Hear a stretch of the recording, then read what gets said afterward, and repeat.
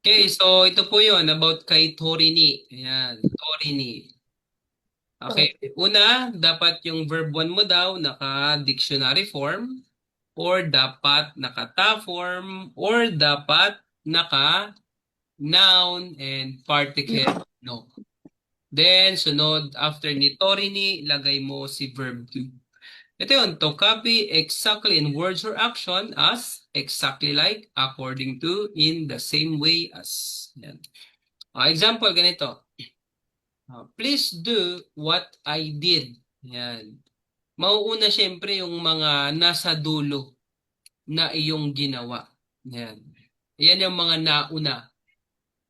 Una sa sentence. So, ano ba yung what I did? Watashi ga yatta. Kailangan dapat naka-ta form ka. Yan, 'di ba? Did is past tense kaya yarimashita magiging yatta. Yan. Watashi ga yatta, then put torini na. Ayun. Watashi ga yatta torini, then please do. Yatte kudasai. Ayun lang, no? Dali lang siya. Please write what I say. Unahin mo yung what I say. Watashi ga you. Dahil what I say pa lang eh. So, ibig sabihin say, mangyayari pa lang, no? Dictionary form. Watashi ga yutori ni.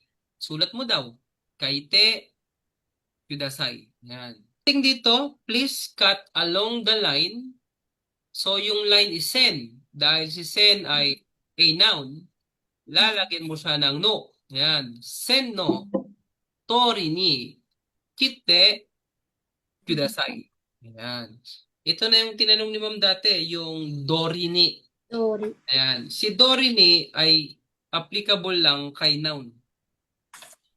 Tatanggalin mo yung no at papalitan mo ng Dorini. Lalagyan mo siya. Sen Dorini, ganun lang ha. Ayun. Kay noun lang yan ha, available.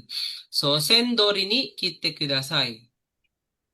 Rensho Dori ni yatte kodasai. Ayan, di ba? Sabi niya, gawin mo yung pinractice natin. Okay. Orange shista, torini, yate.